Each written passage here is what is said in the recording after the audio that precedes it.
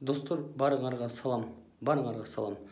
Достор, бұл промежуточный кайрылуу, бат-баттан кайрылайын, угуп калгылачы, достор.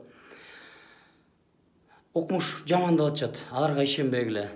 Эмне тигин айтпайсың, эмне муну айтпайсың дейт. Силер ошентип суроо берип аткандарга айтат элем, силер майыпсыңарбы, же ненормальныйсыңарбы? Силердер айткыла.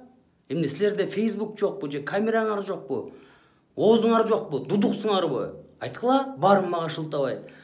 Азыр, достор, эч кандай ишенбегиле. Мага жалдырап келгендер море, коркуткандар дагы бар.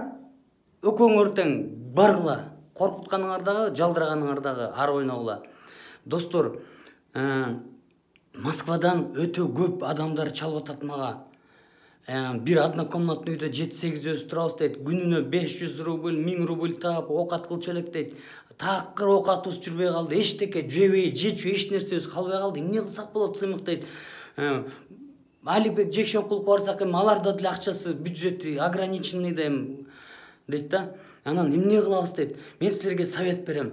Ушу силер барыңар, мигранттар тентип калган себебиңер ошо жакта туңгуч президентиңер Акаев күнөөлүү.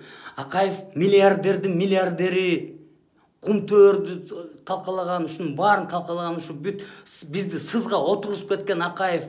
Акаевда өкүм бар. Ошо Акаевка баргыла, достор, барыңар биригип алып, Акаевка тынч, Татынакай барып айткыла, бизди баккыла деп. Барыңарды Москвада бүт барыңарды багып коет. Россиядагы жүргөнүңөрдүн баарын багып коет Акаев. Экинчи, Бишкекте ачка болуп атам дегендер көп.